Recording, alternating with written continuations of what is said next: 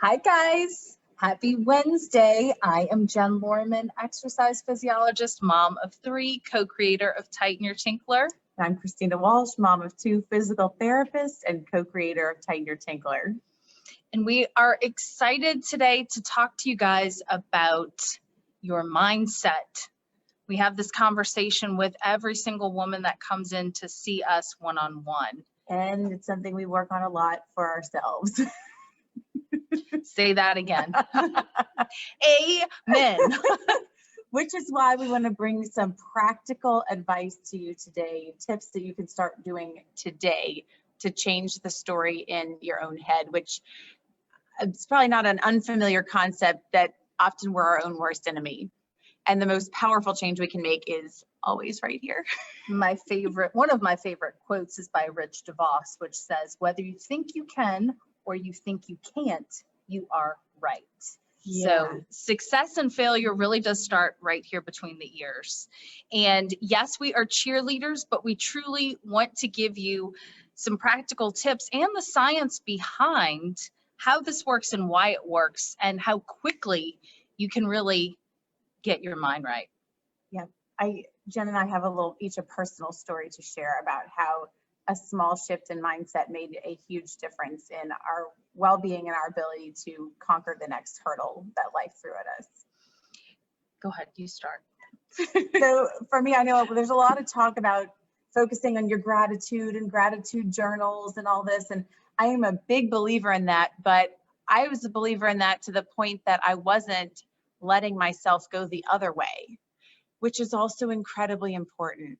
You know, I was raised by a wonderful, amazing mom who was peppy and bright and sunshine and rainbows everywhere. And that really was my childhood. And I know I'm lucky for that.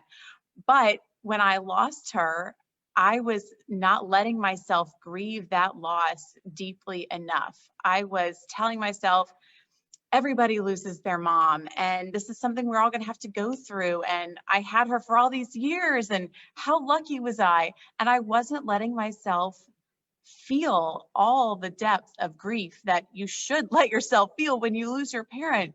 Yes, we all go through it, but it was a little early for me. It wasn't what I had pictured. I wanted her to be there for my kids and be the grandmother I knew she wanted to be. So I needed to let myself grieve. And that actually allowed me to get to that next level of healing, along with my wonderful therapist and friends and family support. All of those things are important. So gratitude, yes, but grief when it's appropriate. Yeah, giving yourself permission to go to that place. Yeah, which I think we all definitely struggle with because we're walking around taking care of other little human beings. Yep. And we are kind of the engine that runs our households. And so it feels selfish sometimes to slow down, to speed up. And I was a new mom too, so I had to even figure out how to do that yet. Where and when was I supposed to let myself feel all this grief and sink into that when it was from work to momming constantly 24 hours a day? So that was a big shift that needed to happen and that I still work on. What about you, Jen? Well, Christina is a big part of that story for me, which is, I've been dealing with pelvic organ prolapse now since really having my first son. He was 17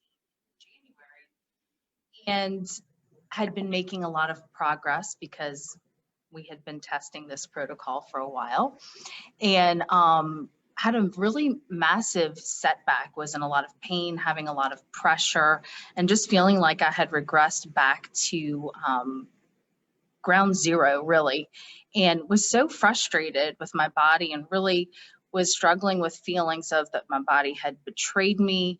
All of these other women have babies and they seem to be doing fine, and just kind of having a little pity party for myself, if I'm honest, because I've always been active. I've done lots of adventure races and half marathons and just have always been really, really active. And something as simple as swinging a kettlebell, which I really enjoy doing because it makes me feel really strong, really jacked me up. And I remember being like, well, if I can't do that, then I'm just not going to do anything, And Christina in her loving, kind way, in case you haven't noticed, we have a good cop, bad cop thing going here. She said to me on her table, oh my goodness, but look at how much your body has been supporting you and supported you through 2 more pregnancies and is continuing to support you to do the work you do. And it was just like, oh my goodness, I had never thought of it that way. And at that moment, it was like looking at that glass of water that you had been thinking was half empty and recognizing that it was half full. And, you know, to that till this day, and that was a couple of years ago, it has definitely stuck with me of when things get tough, shifting that mindset into, wow, but look at what my body has been doing for me. And I have not regressed to that point really since then. And that was really just the mindset shift, because I still challenge myself and continue to try to. And the flare-ups still happen. And we both still have bad days, and we both sink back into old habits. We are human. We are working moms. We are right there with you. But there are tools, and those were just some personal stories to share how much mindset matters. And it really does. We want to give you some practical tips and tools to start using today. And so let's talk about the science, the geeky part that I'm just like, woo, woo, let's get into it. Because the really cool part of why this works is because how your brain is structured. So the hypothalamus, which sits at the base of the brain, is really called like the regulator. And it truly regulates everything that happens in the body. A great way to think of this would be, it's your Google search engine. So any thought that you have, you know, you type it into the Google search engine, and this puppy like starts to perpetuate and manifest that in your body. So, you know, that's why when you're watching a scary movie, you have the physical reaction in your body.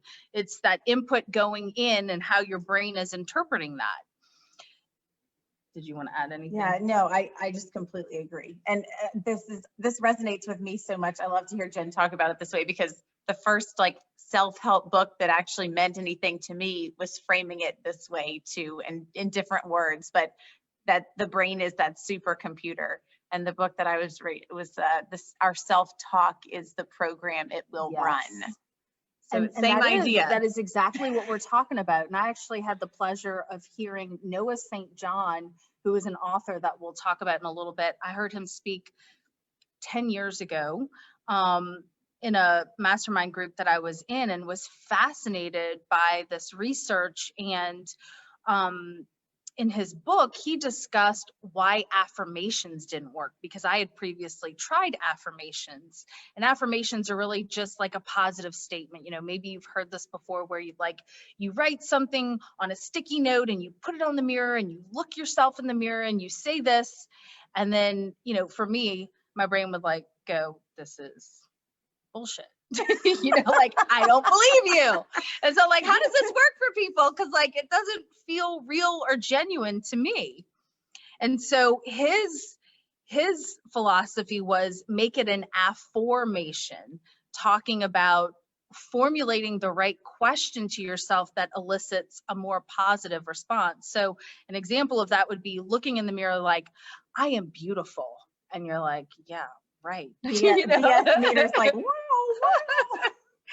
Versus looking at yourself in the mirror and saying, what am I going to do for myself today that is going to make me feel like I look better? That's a completely different statement. And your brain's going to go and search, oh, I could buy myself a new lipstick. I could go get a facial. I could buy some new fancy wipe things on Amazon, right? Like, you're going to find the solution, because again, it's tapping into that, your brain is your supercomputer, or you're tapping into that hypothalamus as the Google search engine. If you ask that question, your brain will search for a solution for you and come up with something that will be meaningful for you. And it is a completely different instant emotional response. Yes. So Jen was explaining this to me before, and she was saying that Noah St. John walked her through an exercise where on one side you write the affirmation you've been trying to use that you wanted to work for you, and on the other side you write the question, like example she just gave, and then next to each one you write the instant emotional reaction, or the instant way it made you feel when you read that. And if your affirmation makes you feel that's a bunch of foolishness. Like, no, this is never going to work. That's stupid. I don't believe in this. It's BS. Then your affirmation is definitely not going to work. And then go back to those questions. And another thing is just to scale back the affirmation and to make sure before you start saying it to yourself that it is something that is true to you right now.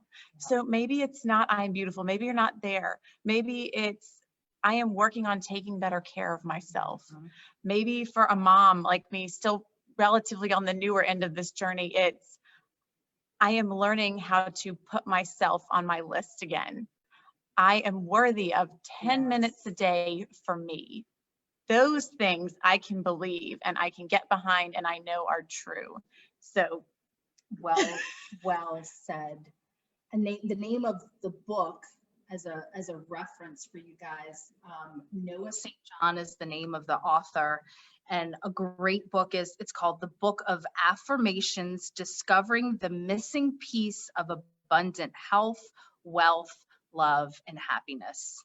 And so that's a great resource that you could get. We have a lot of recommended reads in our program because, all of us want the journey to look like this.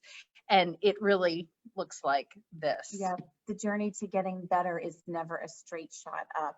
And that applies for mental and emotional well-being and healing. And that applies for physical well-being and healing. And if you can give yourself some of these practical, meaningful tools, it will help you to maybe not have the valley go as deep and to pull yourself back out of it, to continue that upward climb more quickly and more successfully. So it's not about avoiding the valleys that are going to happen. It's about giving yourself tools to pull yourself back up and keep that climb moving forward because you deserve it and you can do it. So we would love to hear if you have any practical tips or tools that you've used in the past to pull yourself out of a funk, to get yourself back on track. Please share that in the comments below. We would love to continue to spread the positivity. God knows we all need it right now. And if you have any questions, feel free to reach out to us, either drop a comment below or feel free to private message us. Yep, and we'll be getting into more about bladder health in November. So stay tuned if that's one of the biggest issues that you deal with. If you've got a lot of pee problems, we're coming at you with a ton of bladder health stuff soon. So if you have bladder problems that you want us to talk about that we haven't already talked about, message us those too or drop them below. Until next week, guys.